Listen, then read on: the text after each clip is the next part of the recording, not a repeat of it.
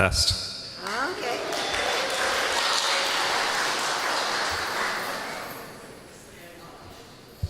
Thank you, Adam. Good morning. Welcome. Good morning. Shall I compare thee to a summer's day? Good morning and welcome to the Unitarian Church of Evanston. Whether this is your spiritual home or you are newly discovering the community, we're grateful for this time together. We strive to be an inclusive and welcoming community, seeking truth in love and nurturing the human spirit for a world made whole. We are guided by our principles and values, which remind us in every moment and through every challenge that each of us is worthy of love. Each of us is worthy of love, and that we are all connected through the vast and beautiful web of existence.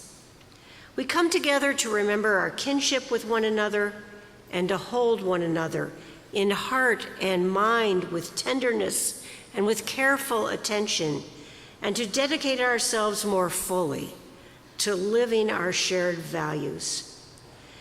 People of all ages are a welcome and important part of our faith community. We're blessed to have the children in the sanctuary for the first half of every service. And the entire service is for all ages, about once a month. The nest in front is our designated area for families with young children, where we have quiet fidget toys and activities, also perhaps for those of us adults who are fidgety, and a kid-friendly order of service. Nursery care is available in room 11 every Sunday. As part of being a welcoming and inclusive community, we have some information posted on the screen that will help orient you to UCE and to our service. And now let us settle into our time of reflection, celebration, and inspiration. As we begin our worship service, those joining us online are invited to gather your chalice as we join in beloved community. Welcome to worship.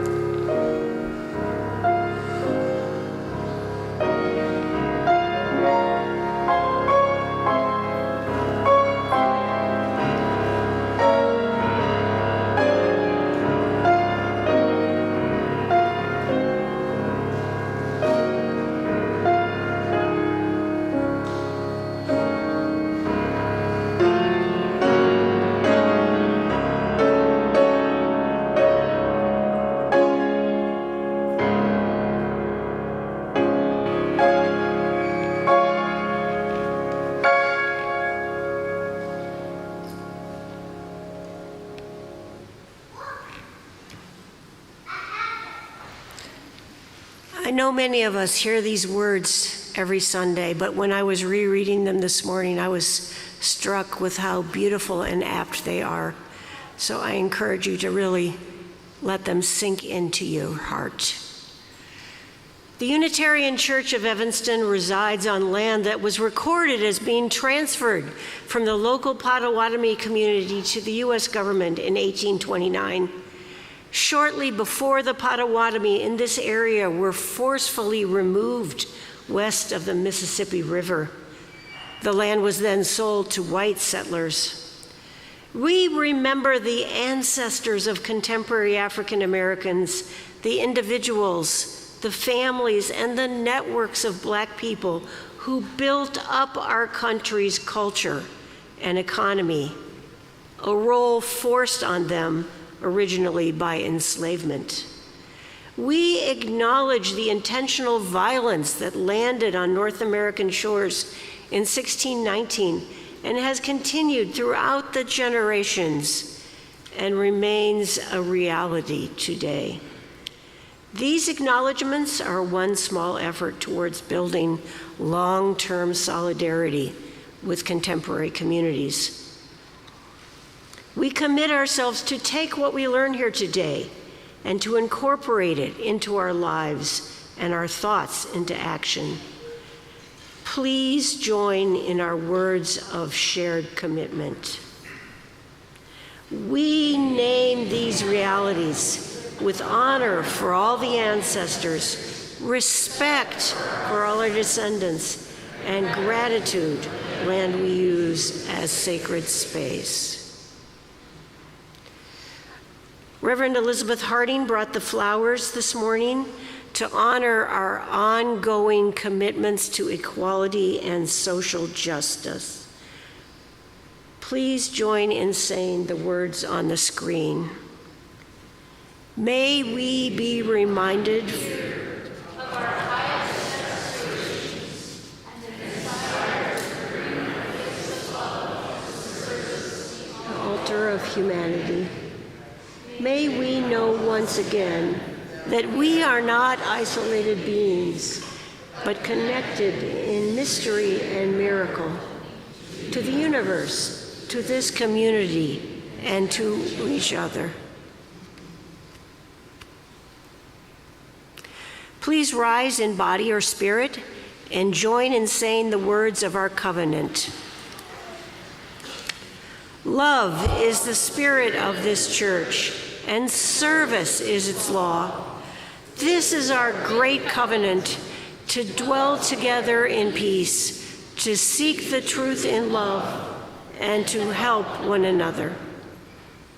Before we sing our opening hymn, I invite those joining us online to greet each other in the chat, and those gathered here in the sanctuary to turn to one another briefly, to say good morning, trying to greet someone who is new to you.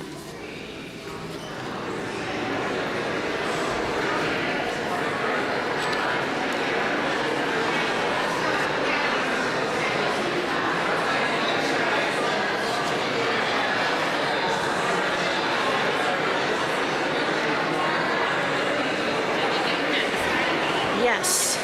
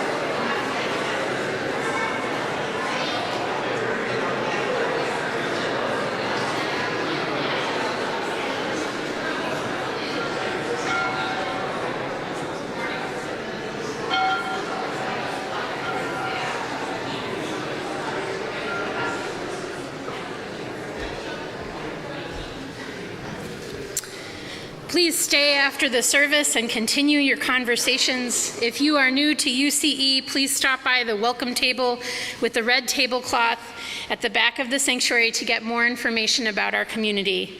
Let's keep creating new relationships and building kinship among us. Please remain risen and join in singing our opening hymn, hymn number 1008, When Our Heart is in a Holy Place. When our heart is in a holy place,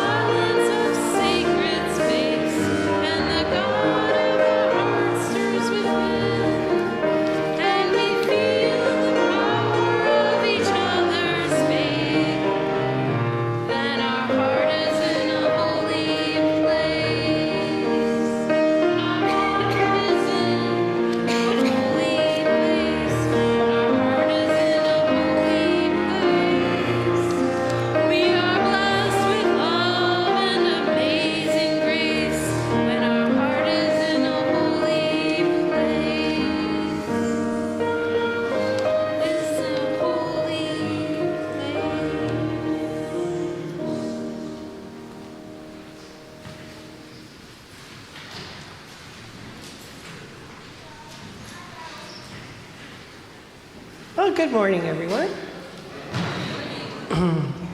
How y'all doing? Really? Good. So, our Unitarian Universalist heritage is so rich with so many amazing and cool stories about incredible and amazing people. And today we are going to hear one of them. Yes. And it's about a woman who lived a long time ago, who grew up Quaker and became a Unitarian as an adult, and always followed a special passion. It's what Miss Mitchell saw.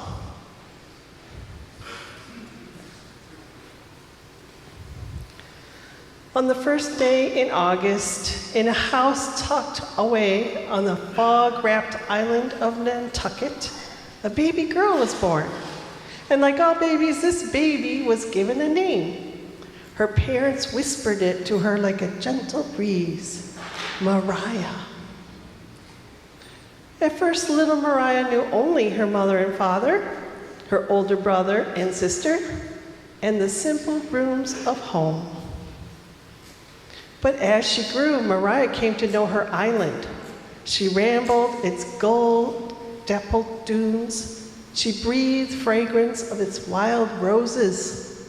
She listened to the creak of whale ships come to harbor, laden with heavy barrels and homesick boys. At home, Mariah was trusted with tasks large and small. Schoolwork did not always come easily. How many people can say that? But she studied with great determination, and Mother took note of Mariah's steady ways, and when her husband sought someone to assist him as he observed the night sky, Mother said to Mariah, "Thee is the one to help Father." So Mariah and Father climbed up steep stairs into an attic to the walkway on the rooftop, high above Nantucket town. And together they gazed at the night sky that cupped their island like a vast black bowl. Father taught Mariah to use a telescope. He taught her to sweep the sky carefully, bit by bit, as thoroughly as she would sweep a room for her mother.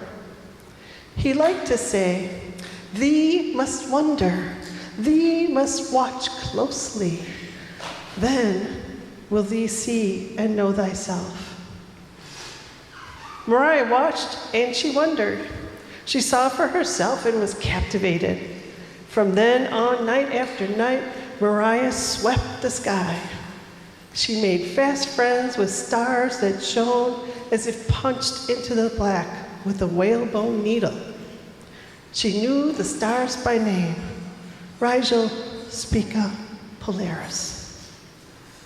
She observed planets that glowed as steadily as whale oil lamps. She knew the planets by name, Venus, Mercury, Saturn. She marveled at the celestial phenomena that arched overhead like a whale splashing sparkling splash. She knew the phenomena by name too, eclipse, aurora borealis, meteor.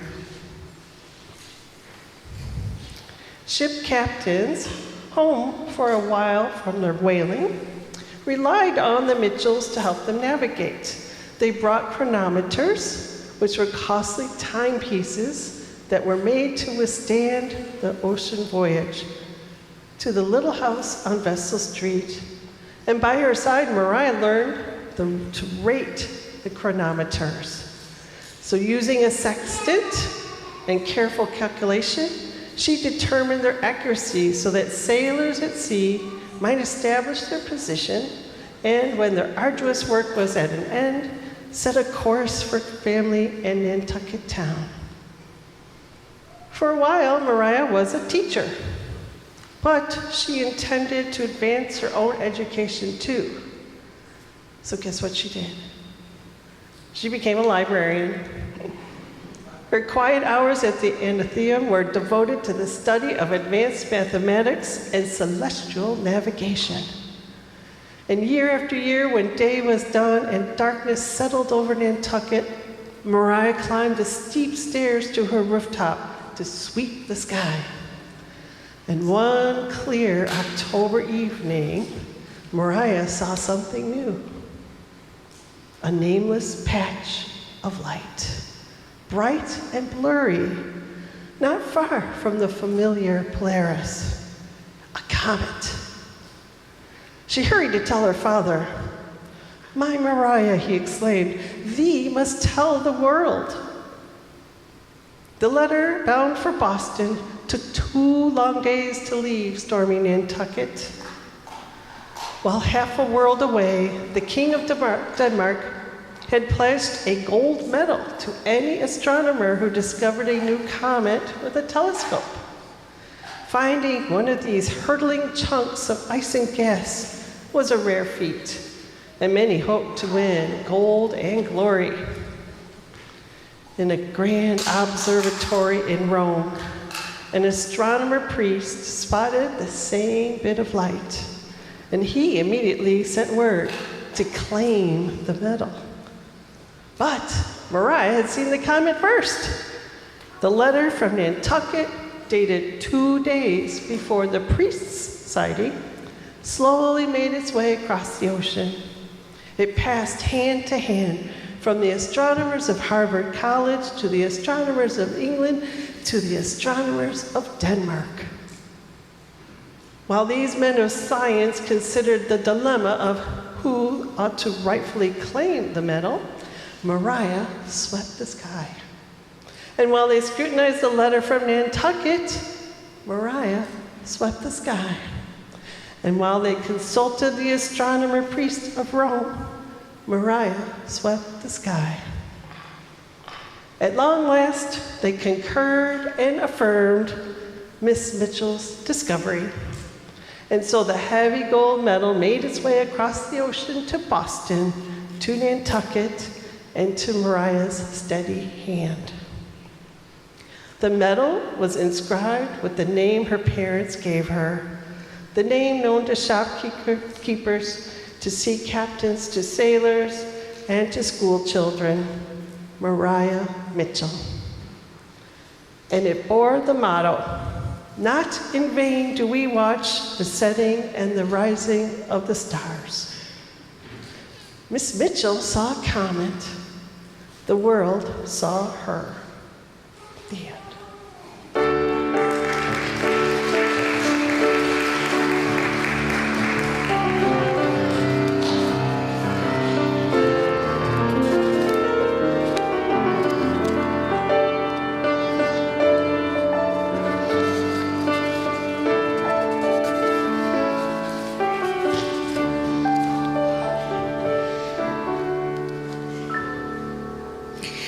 I invite us to settle into a time of quiet reflection as we share our joys and sorrows.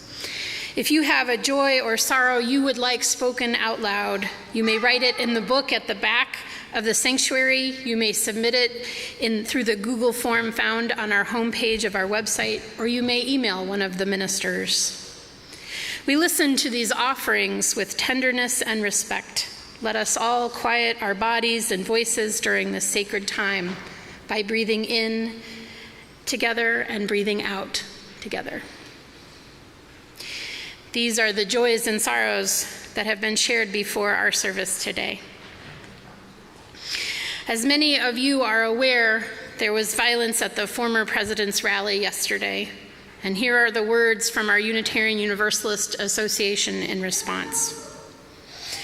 Unitarian Universalism believes in the right of free speech and the democratic process. Attacks like these at Saturday's political rally weaken democracy, and the Unitarian Universalist Association condemns this attack.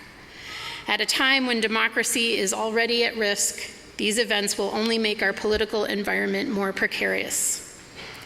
As we prepare to meet this moment, we must return to our spiritual grounding and faithful practice. Our Unitarian Universalist tradition is rooted in the values of human dignity, justice, compassion, and democratic principles. We will remain vigilant in our commitment to protecting our democracy and the integrity of its principles and the rights of all of its people. Let us keep love at the center. We are in this together. A joy and a sorrow from Will and Jonah Van Dyke. A joy that we were in Bloomington, Indiana for our annual Midwest Unitarian Universalist Summer Assembly, aka MUSA, with dear friends and families and their children playing and making art, singing in the awesome choir, and generally having a good time. A sorrow that we were the only ones from UCE in attendance. Talk to Will or Jonah if you are interested in finding out more about MUSA. A joy from Mary Dudek, uplifting a portion of Ann Clow's homily from the 7-7 service. She recalled Dr. King's important words that the arc of the moral universe is long, but it bends toward justice. Ann said that sometimes these words are added, and we are the ones that must bend it. For me, additionally, she has also added, we are the ones who must bend. For me, this is a deeper understanding of what working towards more inclusion means. Sharing these concerns of the heart is part of the practice of beloved community. Together we expand our celebrations and lessen the burden of our grief. You are invited to come forward down the center of the side aisles to light a candle for the joys or sorrows on your heart. And if you would like a candle brought to you, please raise your hand.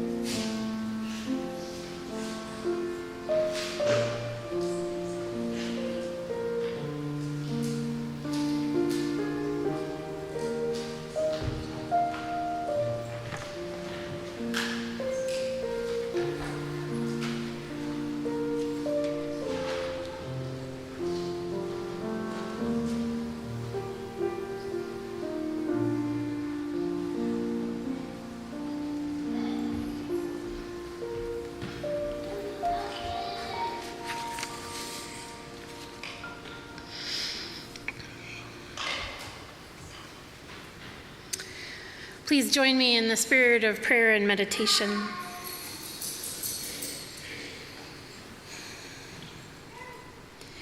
Spirit of life and love, gracious God of many names, we give thanks for the time this morning to pause, to stop, to ponder, breathe deeply, center our feet on the floor. We gather in thanks for the breaths in our lungs, the beauty of our earth, and the strength of this community.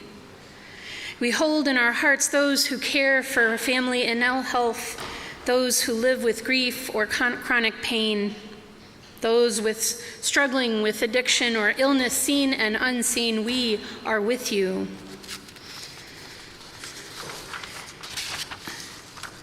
For parents and teachers and all those whose primary practice is caring for children and youth, we are with you. We pray for our neighbors in prison, for those who are struggling to stay afloat in the midst of poverty. We are with you.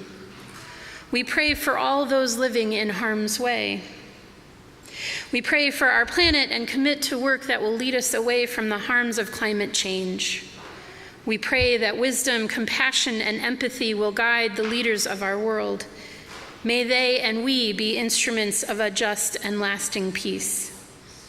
May we continue to speak out against violence of any kind, knowing that it separates us from the sacred in all of its forms.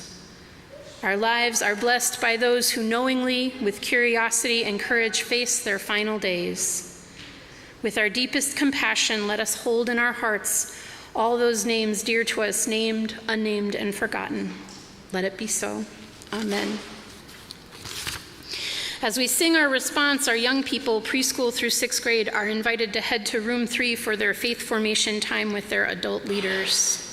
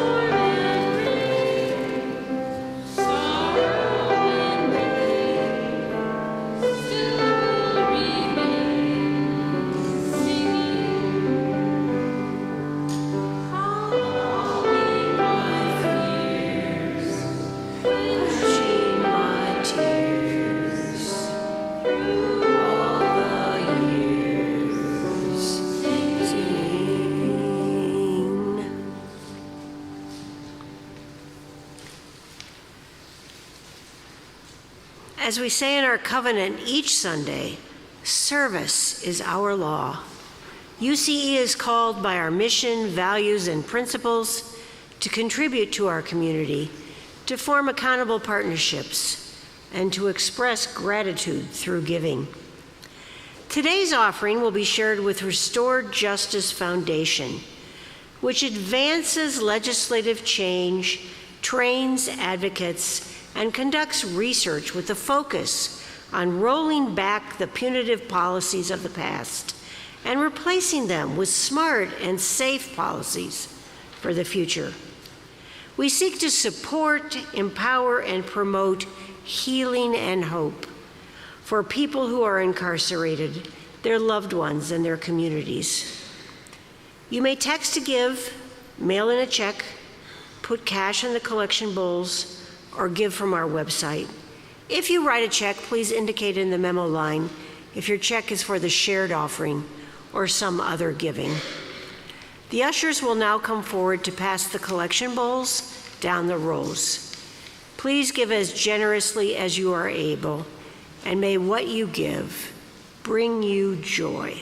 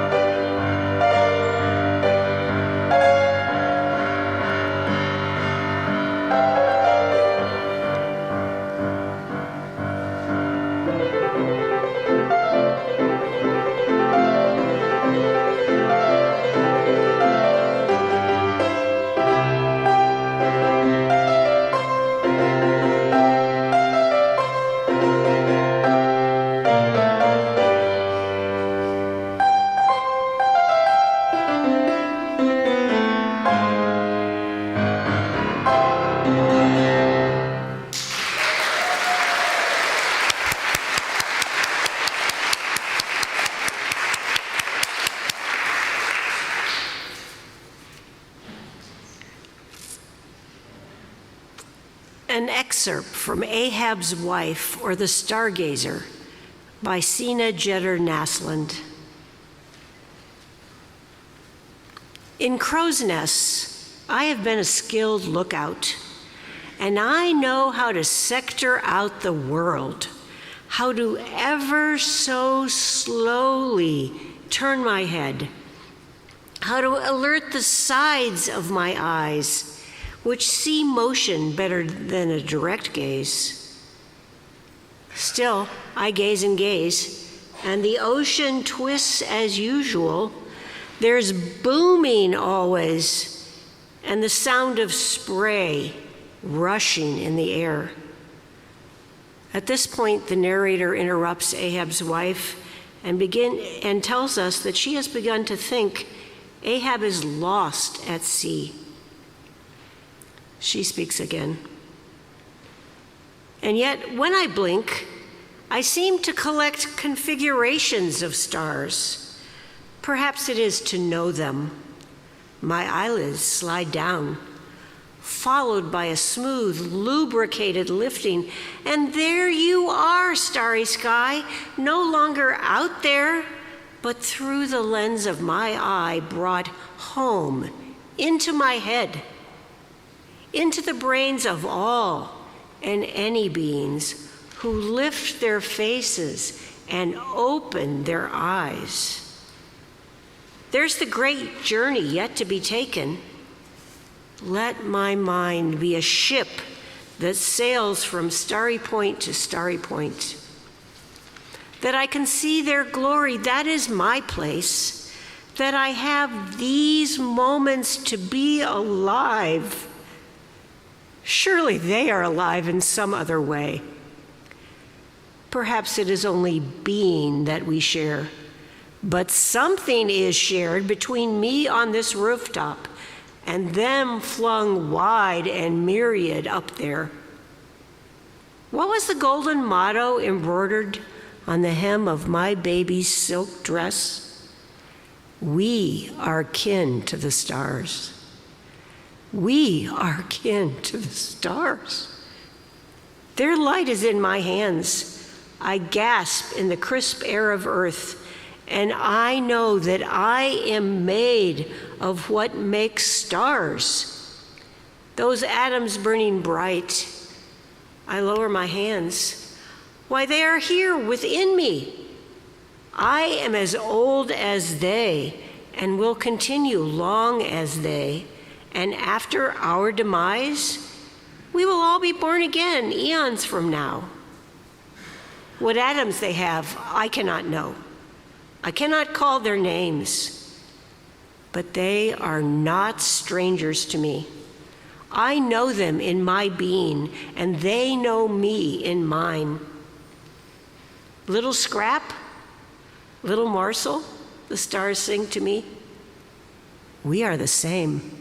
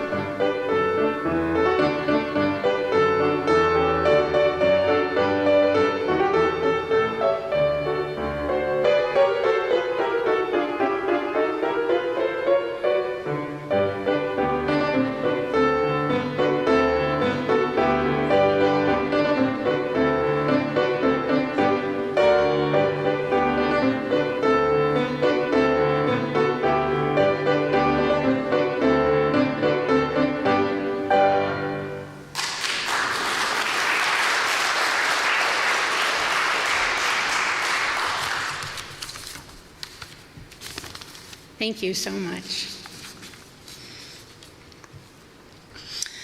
Una Spencer, the wife of Ahab in the novel Ahab's Wife or The Stargazer, reminds us from our reading that we are part of kin to the stars in the sky.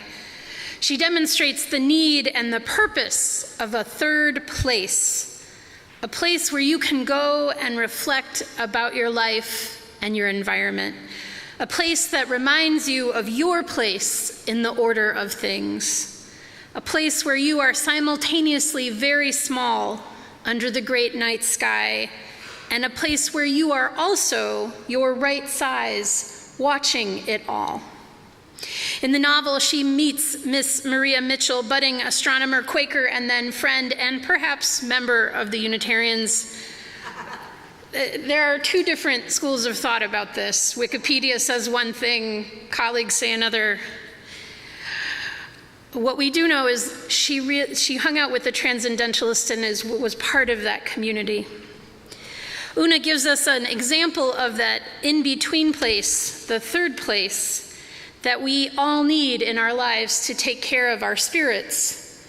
Sometimes our hearts break apart, and sometimes they break open. The other place that I think of as a third place is the congregation. We are our own selves in our churches, but we are also part of an organization bigger than ourselves.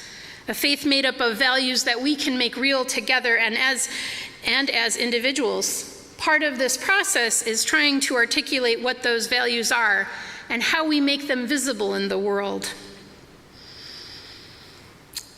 In the story, I also thought about Miss Maria Mitchell's third place as the stairs. She was always going up or coming down, and she had her dreams up and her family, her community downstairs.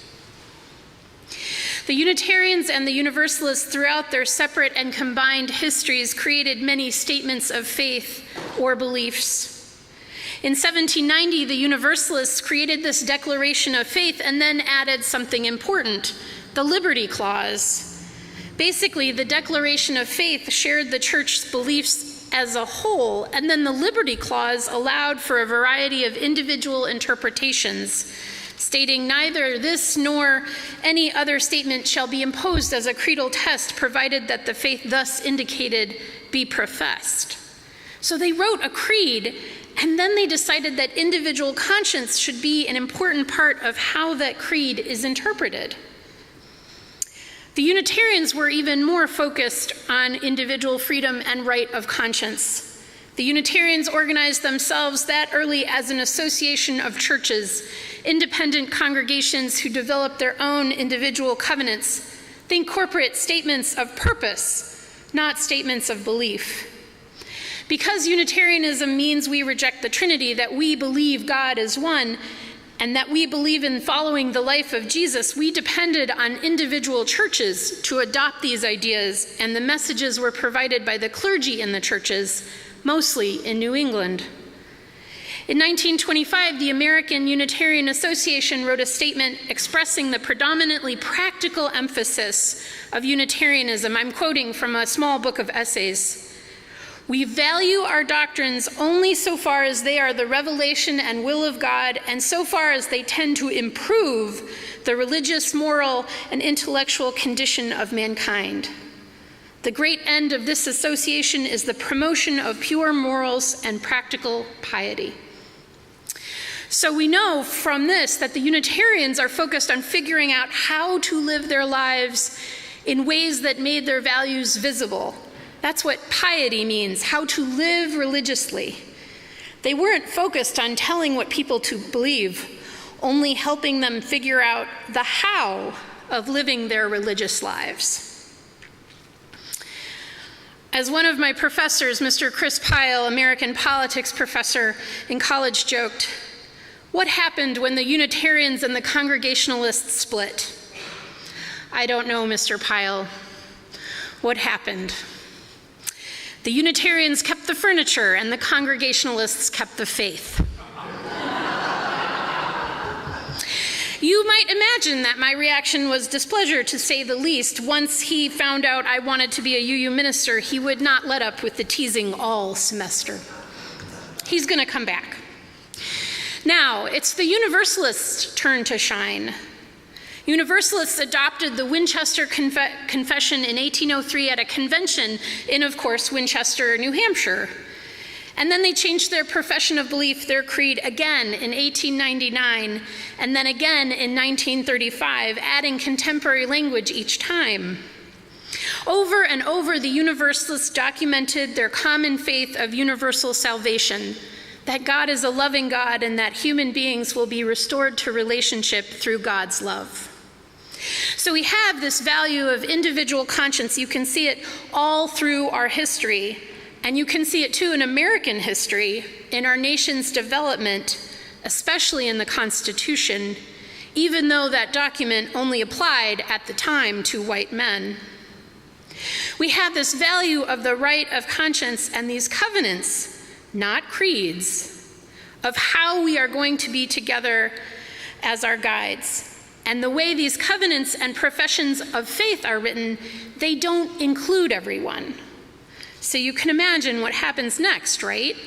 We are going to change them. Every few years, we are going to rewrite our covenant as we learn and grow as religious people. Now, for some, I would imagine that all of these changes in church creeds and church statements brought up a lot of feelings. Just like the changes in our principles and purposes brought up a lot of feelings over the past 2 years. What helped me was taking the balcony view, or perhaps I should say the view from the stairs. And this is what reminded me of Maria Mitchell. I thought of those stairs as a liminal space, the place that she loved, the balcony, and where she found her comet, and the downstairs where her family congregated, where she was part of that community. And later in life, she found more communities, teaching as a professor at Vassar College, being an astronomer, and so on. But those stairs were the in-between place. She was either going to or coming somewhere, a third place those stairs are. We are always coming from somewhere. What do our roots tell us about the Universalists and the Unitarians? I want to go back to 1637 in Dedham, Massachusetts. Reverend Alice Blair Wesley, a historian and a lay theologian, gave a series of lectures called the Men's Lectures. They happen every year, and she gave her series in 2001.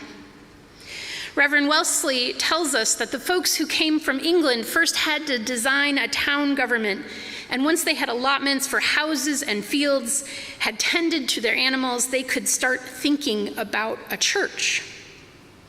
But they didn't know each other that well because all that other work took a lot of time. So guess what they did?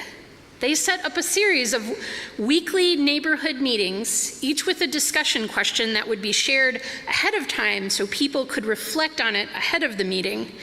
And the record shows that they met on Thursdays. So neat to know that. These meetings went over a year, with the church being founded in 1638. And the foundational concern of the Dedham people was not the Bible. The foundational concern of this free church was for the justice, the peace, the laws and regulations, the conditions of any healthy free society. After their broken hearts had left the tumult of English society, they wanted to be as intentional as they could. They assumed that the strongest, clearest, most authentic voice in their whole society for justice, peace, and reasonable laws would come from the free church. The purpose of the church was to, in their terms, love God and love one another so well that members would learn together the divine will of the loving God for the whole society insofar as it relates to justice, peace, and reasonable laws. And if so, the members would be called, compelled, and bound to proclaim it and bring it to bear in their whole society. You hear in these quotes and story that God is a loving God. It might change your ideas about what Puritans are, that the structure of the community that they are building is a justice and peace-focused structure, as much as they are able to make it be one, given the context that they have. Our background comes from them and from Europe and from a whole host of ancestors who are angling for the freedom of conscience and a loving God.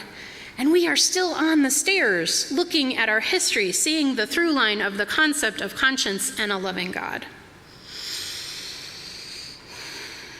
Alice Blair Wesley argues that the pieces tying our history together are not just the beliefs that people shared or their covenantal way of being, and not just the shared loyalties that the people carried with them, but all three combined. These are the values that the Dedham people have to teach us as we experience those recent changes to our Article 2 bylaw revisions.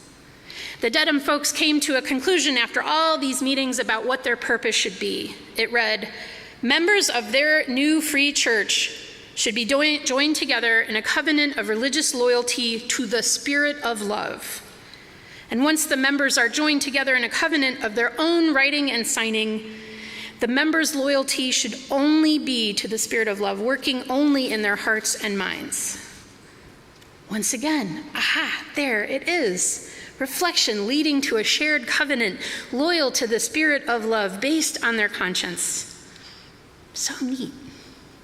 This ties in with the concept of collective liberation, one of the ideals you might hear other Unitarian Universalists talking about. Collective liberation is a deep-rooted commitment to the belief that your freedom, your sacredness, your dignity are all tied up in a transformative connection with mine. The love that the Dedham folks talked about, they experienced that connection partly because they depended on each other for survival in a land new to them. They cared for each other, provided what we would call pastoral care because they wanted to be liberated together. But before we can jump to the present day, I want to talk about another painful piece of our history and broken hearts.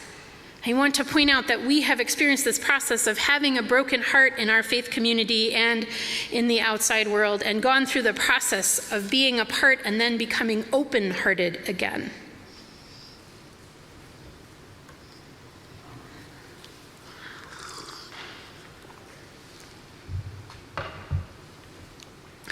Parker J. Palmer, in his book, Healing the Heart of Democracy, The Courage to Create a Politics Worthy of the Human Spirit, reclaims the word heart. He reminds us that the word comes from the Latin cor and points not merely to our emotions, but to the core of the self, that center place where all our ways of knowing converge. Intellectual, emotional, sensory, intuitive, imaginative, relational, bodily, among others. The heart is where we integrate what we know in our minds with what we know in our bones, the place where our knowledge becomes more fully human. When we all understand what we understand of self and world comes together in the center place called the heart, we are more likely to find the courage to act humanely on what we know. The word courage also comes from the root word core. That is extremely important in this election season. We are more likely to find the courage to act humanely on what we know when we have integrated what we know of self and world. It's what our Dedham ancestors were trying to do with their intentional building of community and church. Palmer says there are two ways your heart can break. It can break apart, leading to anger, depression, and disengagement. But if your heart breaks open into a greater capacity to hold the complexities and contradictions of human experience, the result may be new life. I don't know about you, but when I read this piece about hearts breaking open instead of apart, my whole body sagged. So many of us have had our hearts broken by recent events, by the war in Gaza, by the shooting at the rally, by the Supreme Court, by yet another high-stakes election. We have a lot to be brokenhearted about, and we also have the tools to care for our hearts. Our love for each other, for our covenant, and our consciences tells us that this is one part of the truth, one piece. One historian referred to this piece of our history as the Black Empowerment Controversy, and former Unitarian Universalist Association President, the first Black person to hold this office, William Singford, refers to it as the Black Empowerment Tragedy. You can decide which will break your heart open and not apart. In 1968, the Unitarian Universalist General Assembly attendees were about 1/3 people of color, our engagement with the civil rights movement had opened the doors for more people to join our communities, and the General Assembly voted to allocate $1 million of its budget to the Black Affairs Council. At General Assembly in 1968, there was a motion to allocate more funds to Black and White Action, as well as the Black Affairs Council. The organization Black and White Action, BAWA, was made up of both white people and people of color. The Black Affairs Council saw this vote for funding as a split of Unitarian Universalism's focus, and once again not supporting Black leadership.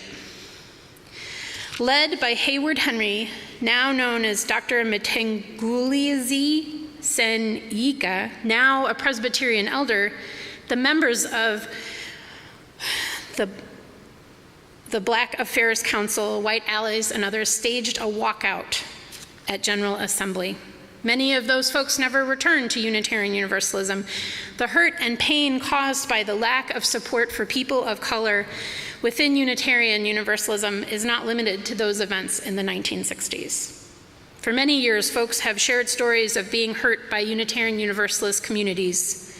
Knowing that pain and history led members of the Unitarian Universalist Board of Trustees to decide to allocate $3.5 million to the new organization, Black Lives of Unitarian Universalism, in 2016, also known as BLUE. Adopting a new principle and funding a new organization are pieces of tangible collective liberation and ways we can break our hearts open, not apart. Ways we can step down from the stairs and wade into the work of liberation together. Our work of changing our faith to better serve us as Unitarian Universalists continued. In 2013, we introduced the 8th principle, and our most recent revisions of Article 2, the bylaw changes, happened in 2022, and our work continued to 2024. These show that when we know better, we can do better, in the words of Maya Angelou. As is our way, none of these changes were made without deep thought, time in the liminal space that allows us to reflect on what needs to change, what needs to be different, and what is working for us right now. And pretty much every time in our history, everyone had big feelings about changes to our principles and purposes. People argued with each other, people wrote essays and newsletter articles, and had small group meetings over the last 2 years of study, just like in Dedham, Massachusetts, and ministers wrote sermons about them. We are people who believe deeply in the right of conscience and the ability to make our own decisions, while understanding that we also need to be a part of communities that care for us and help us throughout our lives. And we are people who need to hold that creative tension of who we have been, who we are right now, and who we could be. That aspiration part of breaking your heart open will be key for us right now and throughout this lead up to the election. If you were not able to attend General Assembly this year or weren't aware that this was the year that delegates were voting on these revisions, I want you to know that the General Assembly passed the Article 2 revisions of our bylaws by an 80% vote. That means that the flower image of the UU values and the fun jet pig are now a part of our faith, and you'll very likely be seeing them more often. Thank you, Adam. There they are. Jet pig is another way of thinking about the values, one that is definitely filled with whimsy. Justice, equity, transformation, pluralism, interdependence, and generosity make up the flower image of our values, and the letters spell out jet pig. One of my colleagues likes to think of it as J Piglet, with love at the center, and Kathy very kindly shared her pigs with us today. Which brings us back to the Dedham folks and the folks seeking love and understanding in the 1960s and now. Love really is at the center of our faith. We can trace that love throughout our history at every turn as the liberal church, the free church, grows and changes. Love is there. When our hearts break, they can break apart or they can break open. My colleague and friend, the Reverend Amanda Schuber, was recently part of a team running an interfaith mission camp with 48 children of varying denominational beliefs. Only 2 were Unitarian Universalist, Reverend Schuber serves in Macon, Georgia. She spent 90 minutes teaching the children and counselors about Unitarian Universalism using the image and concept of jet pig. At the end of the week, after visiting several other faith communities to learn as well, they could all recite Unitarian Universalist values. Amanda had a toy pig and she designed a jetpack for it. The kids fell in love with the pig and its jetpack. Many of the kids said how much they wanted to come to a church that had so much fun teaching about what they believed. We need that joy and whimsy to refuel our energies for the work ahead, both in our congregation and in our living democracy. It is an essential part of caring for each other, as is humor. So you may remember Professor Chris Pyle earlier making his joke about the Unitarians keeping the furniture. That was the moment after many weeks of teasing where I kind of lost my cool. I finally asked him with a frustrated look on my face, what faith tradition did he grow up in? And he replied, I was raised Unitarian on Plymouth Rock in Massachusetts. And I was like, oh, he knows. He knows all the stories. He's making fun of us because he is part of the us. He knows all about love and conscience and covenant, and that helped a lot with the teasing. As we continue onwards towards the election, I invite you to remember to stop and pause on the stairs or in an elevator or somewhere where you can breathe deeply and calmly in an in-between space. Take some time to ponder ours and Una's and Mariah's stars. To remember that we come from a long line of people who keep fighting for justice and peace. Remember that at the center of our being together is love. Remember to laugh every once in a while. And remember that you are Unitarian Universalist and that the folks in 16737 Dedham, Massachusetts would be astonished at what their covenant created and what love brings. And remember, when your heart feels like it is breaking apart, that you have the tools to bring it back in together and help it break open instead. Because we are together, and we are working towards that collective liberation for all of us, even those outside of this room. May it be so.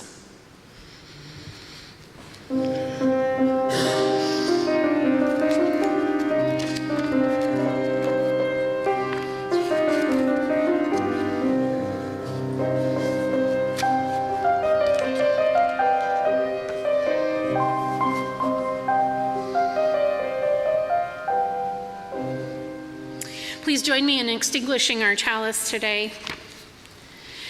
We extinguish this flame, but not the light of truth, the warmth of community, or the fire of commitment. These we carry in our hearts until we are together again. I invite you, as you are comfortable, to stand and sing our closing hymn, number 18, What Wondrous Love. Wondrous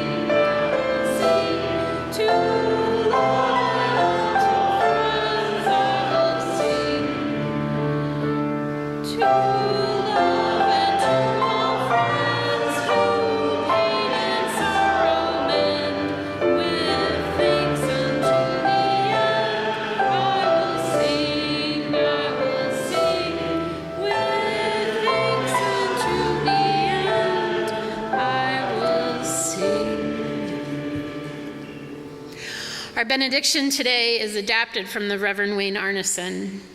Take courage, friends. The way is often hard, the path is never clear, and the stakes are very high. Take courage, for deep down there is another truth. We are not alone.